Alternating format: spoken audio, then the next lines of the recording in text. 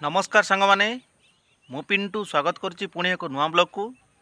तो फ्रेंड्स मु आज आपण मानक देखेबी राजांकर से पुराना पोखरी आ गुप्त सुड़ंग। तो फ्रेंड्स चलतु आज्ञा राजा उवासंकर पाखरे गोटे पोखरी रही देखु से पोखरीटी हूँ राजांकर पोखरी आ सेठी रही गुप्त सुड़ंग। मु आपण मानक देखेबी गुप्त सुड़ंग केमिति रही। आपण मान मो साथी थांतु चलतु आमे से पाखकू जिबा जोटी पानी भितर रही मंदिरटी।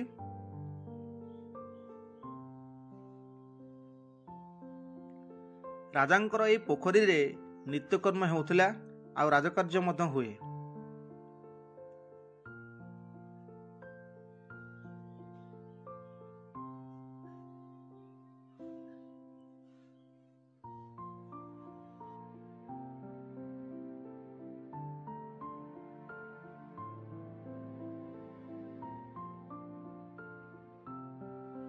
आज्ञा ऐतिहासिक दृष्टिकोण यह परिलक्षित हुए जे राजा भंजंकर यही राजप्रसादटी आउ ए पोखरीटी 400 वर्ष पूर्व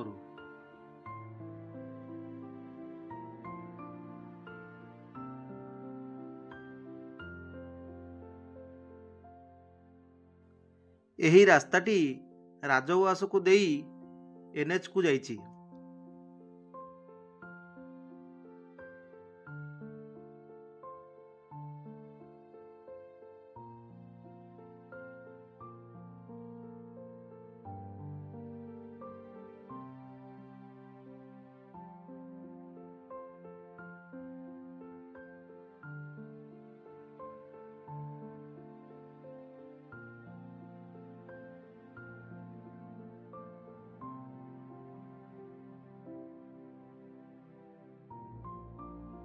तो सांग माने देखंतु मु पहुंची गली पोखरी पाखरे पूरा सामने आपन को देखिए पे मु पाखको आसी गली। देखंतु पानी भितरे रही मंदिरटी केते सुंदर लागुची। देखंतु कुहा जाय कि यही पानी भितरे सोडंग रही आउ एहा राजांकर कुहा जायथिबा अवर्णित अटे। युद्ध समय रे मंत्री माने यही सुड़ंग द्वारा व्यूह रचना करती। यही राजप्रसादर वर्णित बहु पुरातन अटे। आपण माने देखि पारुथिबे राजप्रसादर प्राचीर गुड़िक।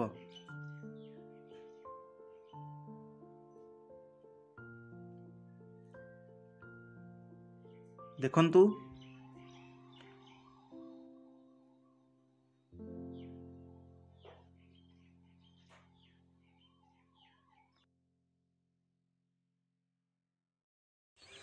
मो भिडियोटी जदि भल लगी था सांग माने लाइक करिया को जमा भी भूलेबेनी आ सब्सक्राइब निश्चिंत करिवे। रखुची नमस्कार, जय जगन्नाथ।